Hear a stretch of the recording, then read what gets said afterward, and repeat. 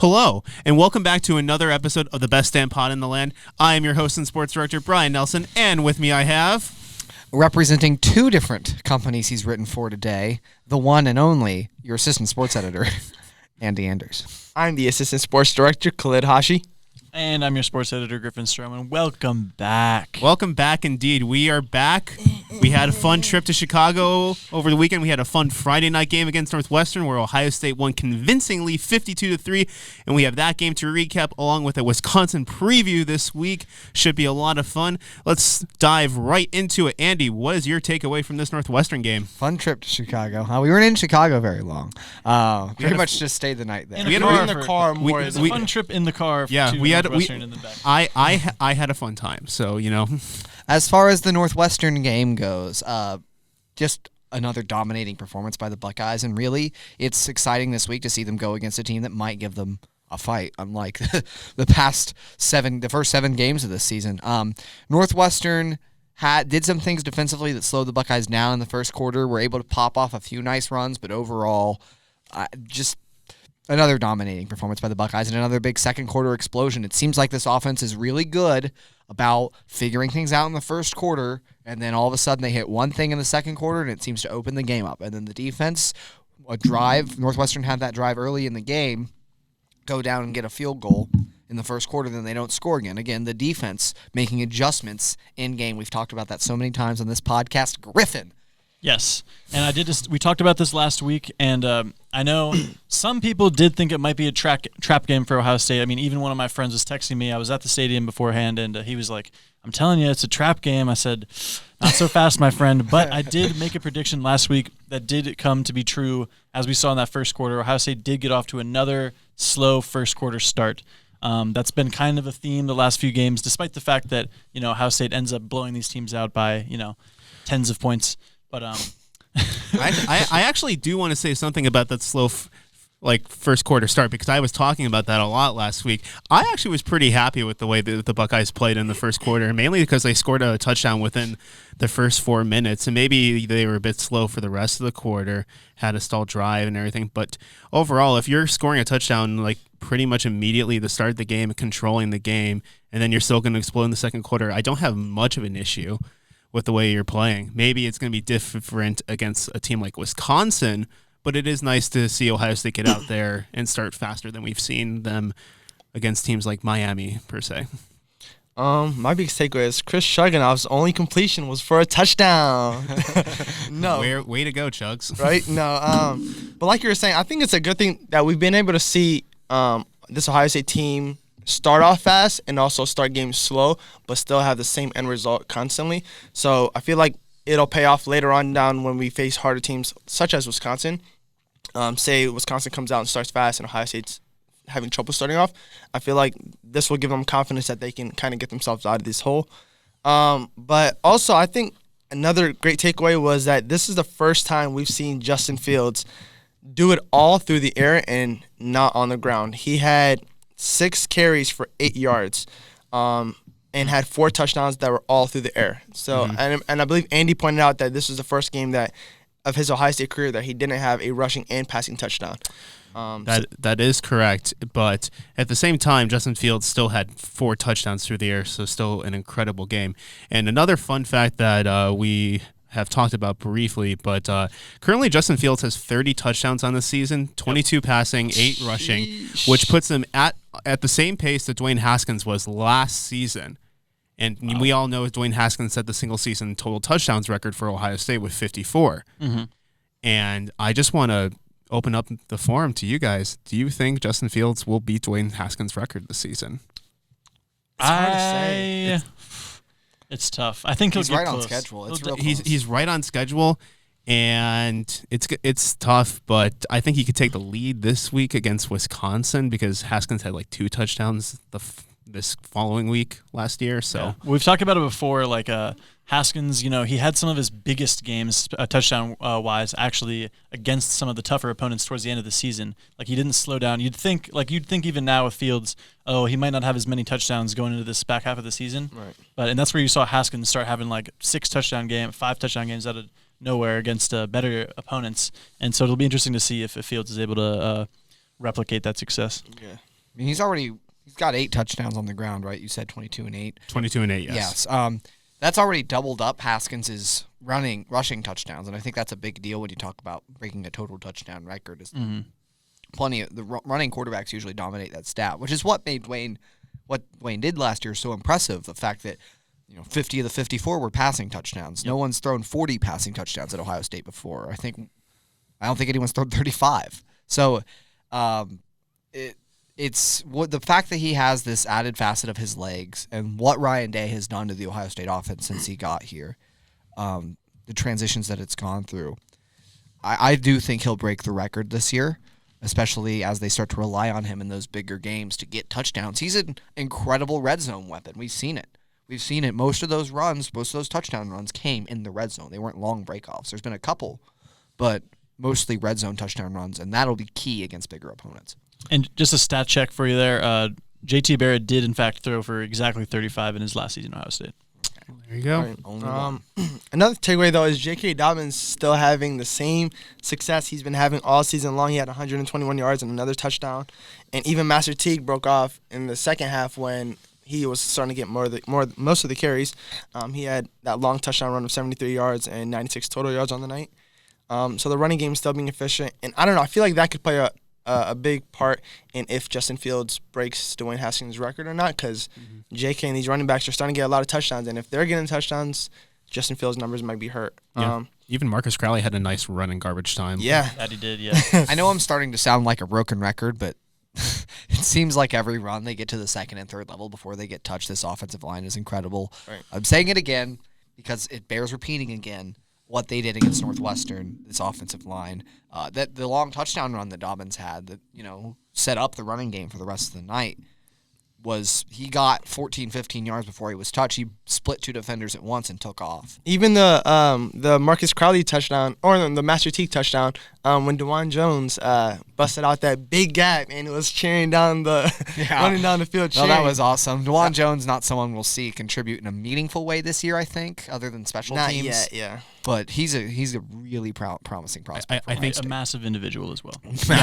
So massive. I think his nickname is now officially Big Thanos, from what I'm hearing on Big Thanos, Big hearing on Triple D. on Twitter. So I can Fitting, think. I would say. Yeah, I think that's a pretty good nickname. Yeah, When you make an Ohio State team look small, like by comparison, the other lineman standing next to him looks small. Yeah. That is a massive human. Yeah. We should probably also highlight that they did it against Nebraska, holding Adrian Martinez to under 50 yards passing, and they did it again against Northwestern, holding Aiden Smith to 42 yards passing. So this defense once again showed up and showed out. Yeah. Absolutely, yeah. The stat that I pointed out in, I think both on Twitter and in my article that I wrote about the game, my side angle, Northwestern threw for 42 yards on Friday, and that's less than every single team in college football, even the service academies who run triple option offense and throw the ball 5 times a game. They averaged less yards through the air than they had less yards through the air than any team in the entire country averages against Ohio State. 42 yards is just a ridiculous number. It's not that they didn't try. They threw the ball 21 times, finished 6 for 21 as a team, 29%. Yep. And anything they did complete was just short. Yeah, For reference, the worst team in FBS for passing yards per game is Georgia Southern with 56.3. Yeah. So, and 40, and they didn't even get close to that, really. And Aiden Smith only had a QBR of 8.6.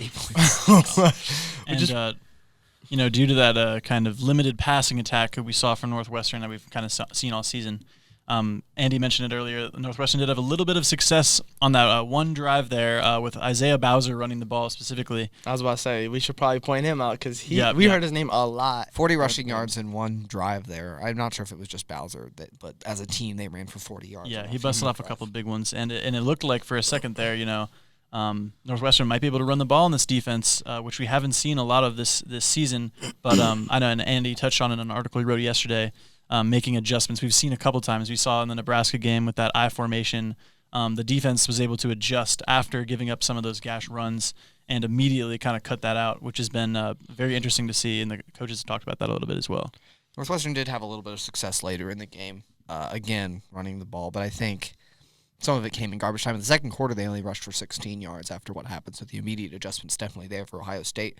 And it's amazing to hear Coach Hafley talk and the different mentality in terms of adjustments of these defenses compared to last year. And this is something I didn't get to get into as much, is that often when Ohio State did make adjustments last season, they waited until halftime. Against Maryland, which was a specific example I pointed out, where, McFarland ran for 298 yards last season and broke off 2 70-yard runs on near identical plays. They didn't figure out how to defend that until after they came out for the third quarter. Anytime a team has success running something against Ohio State, it is solved the next drive. Right. The next drive. That's really impressive. Yeah. And one last thing to point out is the fact that this Ohio State team keeps other teams guessing as far as which receivers are going to be getting the ball. I feel like every single week we look at the receiving stats, and it's somebody else that's somebody different at the top. Like this game, we didn't really see KJ Hill or Benjamin Victor or Garrett Wilson really make an impact, but we did see Chris Olave and Austin Mack bust out and get some nice receptions and touchdowns. So I feel like their receiving group is just so deep, and they're always going to keep teams guessing. Yeah, Olave didn't even have a reception last week, and then this week he led the team in receptions and had 2 touchdown catches. Yeah. So, it's really any week, they can all contribute. It'll be interesting to see who steps up, though, against Wisconsin, because they are the number 1 pass defense in the country right now. Yeah. And they asked Justin Fields post-game, are you starting to find a relationship with Chris Olave? Is he like your go-to guy? And Justin Fields like, not necessarily, like kind of whoever's open is going to get the ball, and that's just kind of how he's been playing it, and it's showing up on the field by how unpredictable they are every week. Generally with Ohio State, one receiver is going to be open. Yeah. So Right. that mentality seems to be working very well so far for Justin Fields. I do want to point out one stat. You mentioned that Aiden Smith's QBR rating was like 8.6. Adrian Martinez's was 3.4. I don't know if we ever highlighted that. 3.4. Yeah. So good on the Ohio State defense there. But I think we've recapped pretty much everything we want to from Northwestern. Yeah. But Let's move on to the bigger topic. Let's move on to the bigger topic. Ohio State versus Wisconsin this week. Maybe not the marquee matchup that we are all expecting in terms of undefeated teams, because Wisconsin, you lost. You lost to Illinois. What happened? What happened with Wisconsin and Illinois? Just the things that plague any team in an upset. It's they turned the ball over. They had to settle for field goals a couple of times. Illinois got really good quarterback play. Wisconsin had to make mistakes for Illinois to win the game, and they did. Effectively eliminated Jonathan Taylor from the Heisman race unless they somehow creep back into the playoff picture, because I think with so many Heisman contenders this year, you're going to need to be a nationally relevant team as far as playoffs go if you want to have a chance at the Heisman. Yeah. So I think he's pretty much out of it now. So might still win the Doak Walker Award for best running back. Yeah, and it wasn't even the fact that Wisconsin, Jack Cohn and Jonathan Taylor had bad games. Jonathan Taylor still rushed for 132 yards on 28 carries, which is not amazing, but that's still over 100 yards rushing. Had a touchdown, and then Jack Cohn was 24 for 32 with 264 yards, 1 touchdown, 1 interception.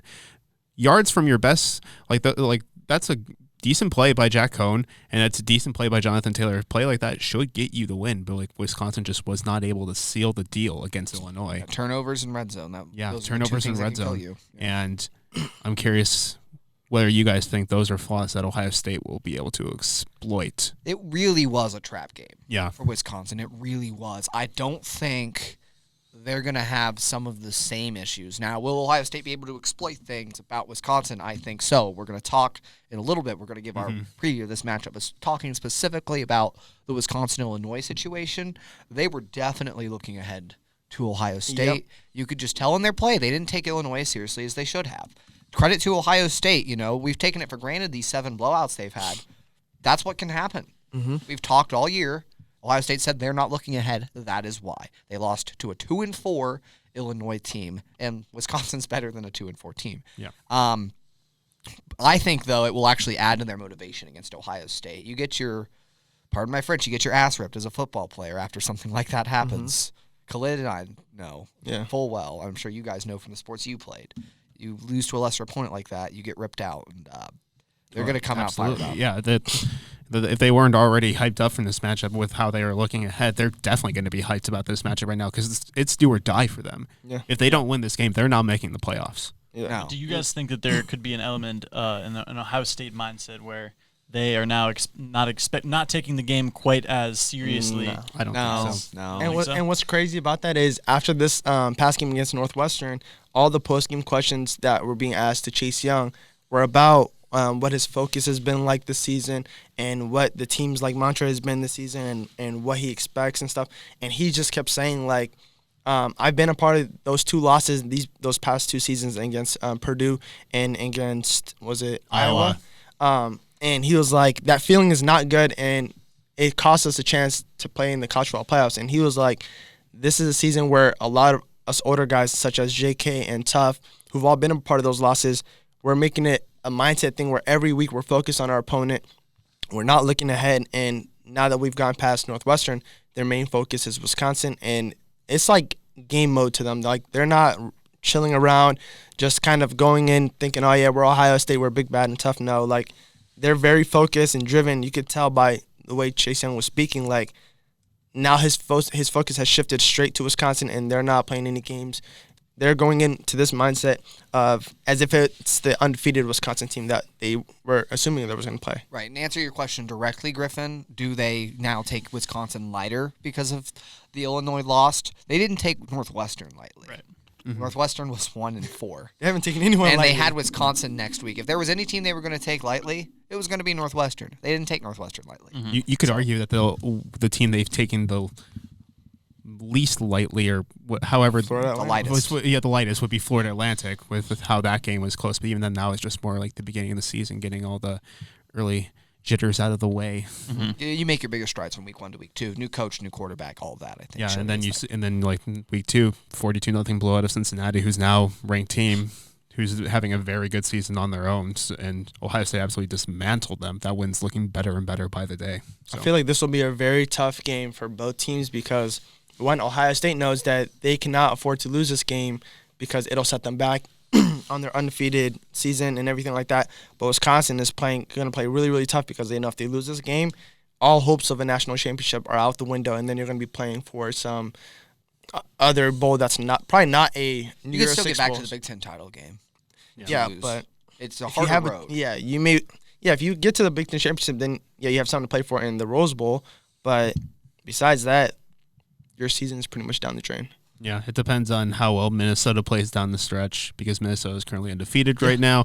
I do think Wisconsin will likely beat Minnesota when they play them head-to-head, but if that's only Minnesota's only loss of the season. They also have Penn State and Iowa. But they also have Penn State and Iowa. But if they were to beat Penn State and Iowa, theoretically, Minnesota would be in the Big Ten championship and not Wisconsin. And I'm telling you right now, if Minnesota's in the Big Ten championship game against Ohio State, it's going to be real bad out for Minnesota. Yeah, because Minnesota has not played anyone so far. Let me pull up their schedule just to verify. And while I'm doing that, you guys can start talking about We might Wisconsin. specific. We might Yeah. see a Oberlin 200-point game against Minnesota. I wouldn't go that far, but I definitely think it would be a rude awakening for the Gophers. Now specifically to talk about Wisconsin and Ohio State. You guys know how much I like telling anecdotes on this podcast. Oh, do you? I couldn't tell. My dad did not want me to give this. He didn't want this to say that it came from him. He wanted me to take credit for it, but too bad, Dad. I'm shouting you out. Every week, pretty much, me and him talk on the phone about Ohio State football. He went here, met my mom here. They're still together. I keep hitting that thing. Just stop moving your hand, man. My dad is as big a Buckeye fan as there is, and he raised me that way. I'm an objective journalist now. But he calls me on the phone every week to talk shop about Ohio State football. And the first thing he said to me when he called me this week, he said, "Mono e mono." That's the mantra for this week. This is going to be a physical, man-to-man matchup. Big boy football. Wisconsin runs it downhill with Taylor, sets up the play action. It is about man-to-man lining up and beating the opponent this week. And I couldn't agree with him more. You're talking number one offense versus number two. What is it? Number two. I'm sorry. It's number one versus number two. And yes, Wisconsin's defense is number one in pretty much everything, stat-wise, versus Ohio State, who's like the number two offense in everything, stat-wise, behind Oklahoma. And the flip side, Wisconsin's really ranked in rushing, not as much in passing. But that defense versus Ohio State's offense It's gonna be a is matchup. marquee. Yeah. I mean, prime college football to watch. Yeah. I think that'll be our main theme of this week. Just a side note to talk about Minnesota. This is who they've beaten so far: San Diego State, Fresno State, Georgia Southern, who we shouted out earlier this podcast, Purdue, Illinois. They blew out Nebraska, and then they blew out Rutgers. So the best team they've played so far is Illinois, technically, or Fresno State. I don't. None of them are good. Yeah, I mean that's Minnesota. Yeah. Yeah, They still have Maryland, Penn State, Iowa, Northwestern, and Wisconsin left. So but yeah. Griffin, Yes. thoughts on the matchup between Wisconsin's defense and Ohio State's offense? Well, I've got another marquee matchup here for you, and this is not on two separate sides of the ball, but two guys on the same side of the ball for opposing teams. You've got the two best running backs in the Big Ten, two of the best running backs in the entire country. They're both in the top 4 in rushing yards per game. Jonathan Taylor is sitting on 19 touchdowns this season. Yeah. That is absurd. I mean, you're talking about Justin Fields. We're in awe of him having 30 as a quarterback. I mean, this guy's a running back, and he's got 19 already. That's almost more than a lot of quarterbacks in the nation too. So that's crazy. This man, and he's had ridiculous stat lines at the end of seasons before, and this season is no different. Jonathan Taylor, absolutely sensational, obviously, and that's kind of why I brought up the topic of the rush, the running that you've been able to see a couple teams have in spurts against Ohio State this season. Now that they're playing a team that has arguably the best running back in the entire country, along with a Wisconsin team that prides themselves on rushing the ball, on being physical up front. How is that Ohio State defense going to respond to this, their biggest challenge of the season? And that's what Ryan Day called it in the press conference today, too. Biggest challenge of the season is going to be stopping Jonathan Taylor in that rushing attack. And a big focus is going to be on the linebackers for Ohio State. We've given them so much praise this season for the way they've bounced back from last season's performance, and I feel like this is going to be their first big matchup to really see how much you've really progressed throughout the season. Are you really switching up the way you've been playing from last season? Is the technique you've been playing with, is Al Washington's coaching really going to pay off? I feel like we'll really find out what this linebacking corps is really made of this week, because they have, like Griffin said, arguably the best running back in the nation coming in town. I mean, and it's not even just the best running back in the nation. Sure, they're going to have to stop Jonathan Taylor, which is a feat in of itself. But as Andy's mentioned, Wisconsin's going to try and open up that play-action pass, or even just a passing game in general. And Alex Hornibrook's no longer there, and Jack Cohn is a legitimate threat in of his own right. He's played a very good season so far. And that makes that Wisconsin offense much more balanced, which will allow them to try to spread out the Ohio State's linebackers and secondary to open up the running lanes. It all works and meshes together, but that's it. It all falls on whether this linebacking core is going to step up to the plate and really perform well. Yeah. Well, I think I agree with you guys for sure. One big omission, though, the Wisconsin offensive line historically is among the best of the Big Ten, among the best in the country. Absolutely. Always have a lot of big physical maulers up there. This year is no exception, and it's a big reason why Jonathan Taylor and Jack Cohn are having success. However, it puts even more stress on the linebacking core when you have a great physical offensive line like that. Not just because, obviously, they're better blocking one-on-one, but we see a lot of the time Ohio State's defensive tackles are able to get penetration, make plays in the backfield, and create that new line of scrimmage a yard behind the ball. In a game like this, it's going to be more of a mash at that point. The line of scrimmage will probably be about the line of scrimmage. The D tackles aren't going to be able to be the ones making the tackles for loss. They're going to be occupying the blockers because they're still great D linemen, and that is a defensive lineman's first responsibility, is to occupy a blocker, to free up a linebacker to make the tackle. Mm-hmm. So it's going to be up to those linebackers to really make the key stops on this running game when the defensive linemen have occupied the blockers to free them up to get into windows. So they're really going to have to be flowing downhill, I think. Absolutely. Yeah, and one of those linebackers, those key linebackers for Ohio State that actually did not play last game was Baron Browning, who's had an amazing season for the Buckeyes this year. Been all over the field, making a lot of plays, standing out on film. And he's expected to be back for this game, but do we think he's going to be hampered going into this one? We have no way of knowing, but that might be a big loss or hindrance to Ohio State's game plan defensively. It could be. I think if any matchup suits Tough Borland, it's rare that. Admittedly, I prefer Baron Browning in that spot. But if there is a matchup that favors Tough Borland, I think it's this one. He's more downhill physical. Barron's just an extreme athlete who can play sideline to sideline a little more. I think Tough Borland's more that old school mid-2000s Big Ten linebacker who can come downhill and, take on a big offensive lineman or a Jonathan Taylor. So, yeah, I think that's important. However, I also feel like, I don't know, I kind of disagree in a way because I feel like, yes, Tough Borland is kind of the downhill, in between the tackles type of defender, but I feel like Baron Browning, he's such that, he's that lateral type of quickness, sideline to sideline type of linebacker, and I feel like that kind of correlates more to Jonathan Taylor's run style. I mean, he is a bruiser, don't get me wrong, but he's also very agile and very quick, and I feel like having that really quick linebacker such as Baron Browning to come and chase him off the edge could help more than I feel like Tough Borland running up the middle of the hole, meeting him there. I think it also depends on what Wisconsin's Yeah, game we'll plan see is what at their that game plan point. is. If they're running him off tackle, then I definitely agree. Baron Browning is your option there. If they're going classic ISO type of football, I think that's more Tough's game. We've talked a lot about Ohio State's linebacking core. Wisconsin might have the best linebacking core in the country. You look at this is just ridiculous. Looking down the stat sheet here, Jack Sanborn, 40 tackles, 6.5 for loss, 3.5 sacks. Chris Orr, 38 tackles, 8 tackles for loss, 8 sacks. Zach Bond, 29 tackles, 11 for loss, 6.5 sacks. Yep. That's their 3-star linebackers right there. When your linebackers combine for 18 sacks at this point in the season, it's a ridiculous number. And part of that is that they're standing up on the edges. Wisconsin plays a lot of odd fronts, right? You're going to have stand-up linebackers on the ends. But it's a lethal pass rush coming off the edge and a lethal just linebacking core in general. Mm-hmm. That is a big hindrance to anything you're going to do inside the box as an offense. And we've been praising Ohio State's offensive line all season, and just for the way they've been able to create lanes for J.K. Dobbins, Master Teague, and even Justin Fields in both passing and rushing. But this Wisconsin defense, with how good their linebacker core, may give them some trouble just with the new looks and new schemes they'll be able to throw at this offensive line, who, you could argue has not been truly tested yet.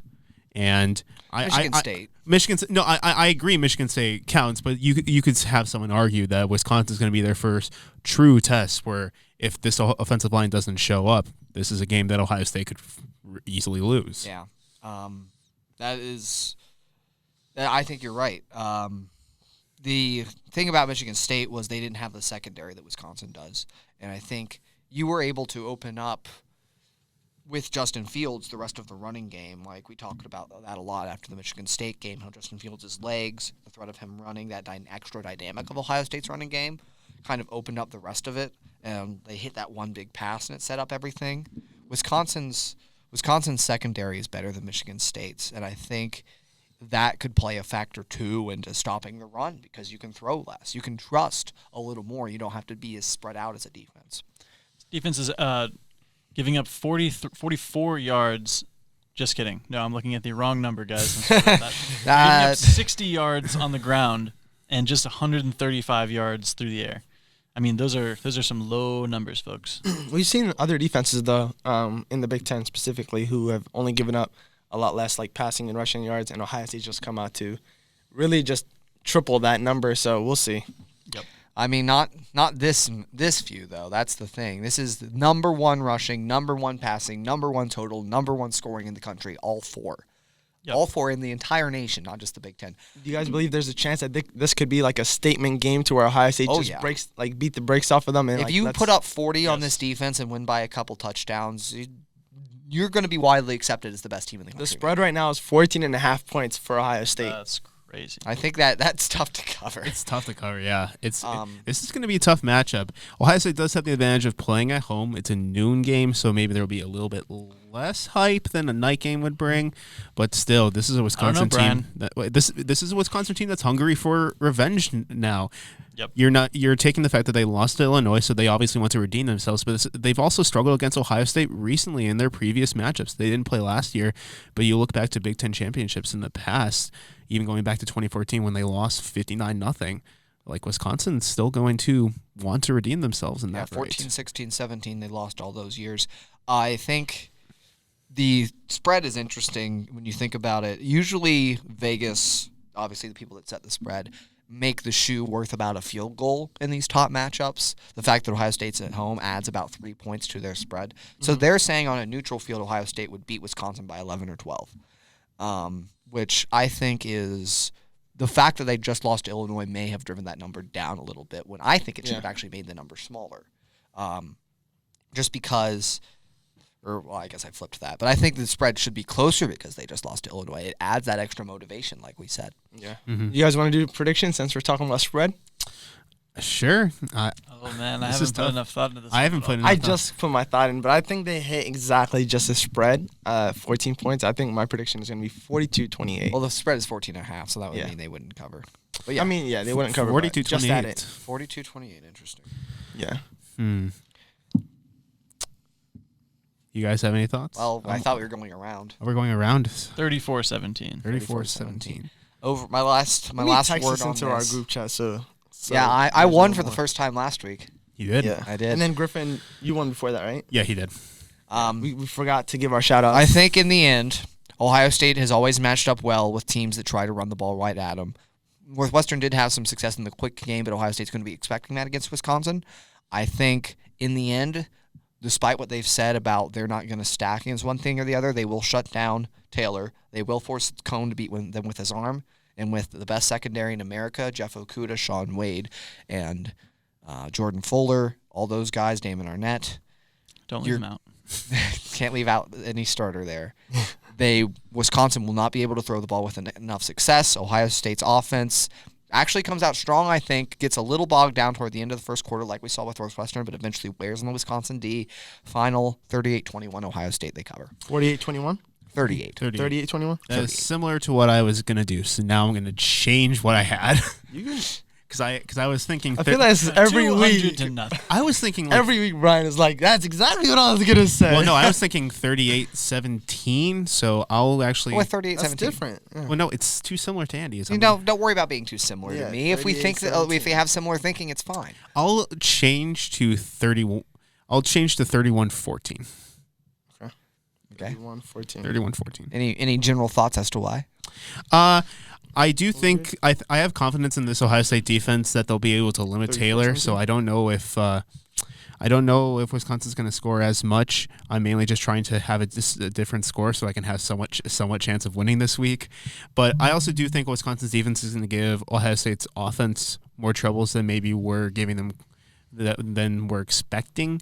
And I do think that maybe will limit their scoring even in the second quarter a little bit. And I think Wisconsin's also a team that's going to try and have some really long drives to eat up a lot of clock. And I think that may limit the amount of scoring opportunities Ohio State has. Here's just some statistical observations I'm making here. Rest of the team for Wisconsin from scrimmage, 14 touchdowns. Jonathan Taylor alone, 19. Jonathan Taylor also leads the team in receiving touchdowns with 4. Also, Jack Cohn, they don't pass the ball a ton. I mean, I know Ohio State's passing numbers this season in terms of attempts don't look much higher than this anyway, but throwing the ball 25 times a game. And Jack Cohn is throwing it at 76%. So that's a real It's pretty good. a precision It's efficient. passer Yeah. right there. How do you guys think, we're talking about Jack Cohn and how he's been completing a lot of passes. Do we think the Ohio State secondary will match up well? Well, real quick, let's have Griffin finish his prediction, then we'll get onto that, I think. Oh, I said 34-17. You said 34-17? Yeah, he already said I think there's no way Wisconsin doesn't score twice on this Ohio State. Yeah, I said that's yeah. We all had that. Yeah. 2 touchdowns. What were you going to say? Sorry. Well, I was just wondering, like, we've talked about a lot about Jonathan Taylor, but bringing up the fact that Jack Cohn has a 76% completion rate, maybe he won't pass a ton, but if he passes enough, that might be the difference maker. Do we think this Ohio State secondary is up to the task? Yeah. I believe so. I think they're the real deal. I think, honestly, you look at, he's thrown 76% of the pass, completed 76%. Wisconsin still ranks really low in passing offense. Like, surprisingly low for someone who's completing 76% of passes. I don't think they've really been forced to throw the ball, except off of play action. Taylor sets up the pass so well that he's able to be efficient. Has Wisconsin played a team yet that can shut down Taylor, and then Cone has to beat a team with his arm, with a secondary like Ohio State's? Yeah. I don't think we'll see him complete more than 65% in this game. He might not complete more than 60. That's just my opinion. We'll see. I kind of have a hot take. I feel like I'm just a hot take guy, but I feel like Hot take. in Colette. this game, Hot take Hot Hashi. take lid. Hot take lid. Hot take Hashi. There you go. Blows the lid off. listen, I believe that this game, Ohio State will hold Jonathan Taylor to under 100 yards. Wow, that's crazy. I mean, they did it to Melvin Gordon. They did do They it. did You it know to what's Melvin funny? Gordon. Like, it's not even. It's really not even a hot take because I mean, Scorching. yeah, but because Hot 100 yards is like, all right, that's pretty it's good. it's a really good game. Yeah, No. but still, I feel like for him, it's like an underachieving game, and I feel like he won't go off against this defense. This will be the defense that shuts him down. A It's stiff task. it'll be interesting to see whether that's possible. I think Ohio State has what it takes. I think they'll hold him to, like- I think Ohio State has what it takes, especially since Illinois still held him to less than he has usually been getting. I could see maybe like 70 yards and 2 touchdowns from Jonathan Taylor. Well, see if he's Not a bad if he's game, held to but- like 70 yards, I don't know if he's getting 2 touchdowns then. I think they're going to be like, I don't know. We'll see. They'll pound him in. Yeah, Anytime pound they him get in. close, they're going to try They're and gonna use him to pound they're gonna in. give I'm just saying if Jonathan Taylor is like the crux of your offense and you're holding him to 70 yards rushing, We'll and see. if he's not able to set up the play action for Wisconsin, are they getting 2 What touchdowns? did I say? 28 is what I had them scoring. I don't know if I had them scoring 4 touchdowns. I may have. You said 42-28. I might do 21. 42-21. A nice little blowout. 3 touchdowns. All right. I'm getting excited for this matchup. I guys. know. It's No, gonna this be- is, it's fine. It's nice to finally have. After this game, we will know Yes. just how real this team is. Yeah. There's We've been a couple. We've been a couple times in the lead up where we said, "This is the first test. This is the first test." Yeah, we said that about This really- is we said officially we said the we one. were worried about Cincinnati. We said that about Nebraska. We said that about Michigan State. Those Now- are all first landmarks for a Yeah. new First coach and new Those are quarterback, good right? tests, but it's not the test. This is the This is test. the first one that Ohio State we felt could actually lose. Yeah. What if Yes. Ohio State blows Wisconsin out? I'm Then are we telling you. talking about another first test? Penn State. We might say Penn State toughest test at that point. Yeah. yeah. They don't play This each is other. a test. Regardless if Ohio State blows Wisconsin out, this is the test test. thus This is- far. I'm kind of mad that they made this a new game. I feel like this is the That the World hype, Series, man. the hype has been so built up. That'll be an man. exciting World Series, Dang. though. Yeah, well, I'm Khalid very might just excited skip the for game that. altogether and just start studying some World Series. Who knows? that'll be when pigs fly. That'll be the day. That'll be. Hey, I'm actually looking forward to this World Series though. So Don't you lie through your teeth. no, I told you guys the only baseball I watch is a World Series. Ryan is looking on in bewilderment. Yeah, I know. No, he's I super believe it. shocked and awe. I am accepting what he's saying. That's the only baseball I ever watch is just the World Series. It's just the hype is too real. The atmosphere is lit. We got Houston and Washington. It's about to be crazy. After this podcast, I'm just going to see how many players you know on each Oh team. boy. I don't know how to pronounce half of their names. Do you have any final thoughts on Wisconsin? I already gave mine. I think I'm all good. I just think the key for Ohio State against this defense will be establishing the passing game, because I think Ohio State can run. They've proven they can do that, and I don't think Wisconsin's defense is going to be able to limit both Dobbins and Teague. But I do think with the looks and the amount of sacks that this Wisconsin offense normally gets, stopping getting the pass set will be the key for Ohio State. If they can do that, I think they'll be fine. Over under 3 touchdowns for Justin Fields. Over. I'll take the push. I say it's 3 total. I think he has 4. I think he might even have 5. I think I've I'll got- get 3. I think Dobbins gets one or 2. So We'll see. that's why. Okay. Dobbins has had big games against Wisconsin. Yeah. Yeah. So that's why. This is gonna be an exciting game. A big game, I should say. All right. Well, I do believe that's all we have time for today. Thank you for watching and sticking with us so far. Be sure to stay tuned for our preview show later this week on Wisconsin, featuring Khalid and myself, and also for our coverage for the Wisconsin game this Saturday. From Andy Anders, Khalid Hashi, Griffin Strum, I'm Brian Nelson, and this has been the best damn pod in the land. Thank See you you very guys. much for Peace watching. out.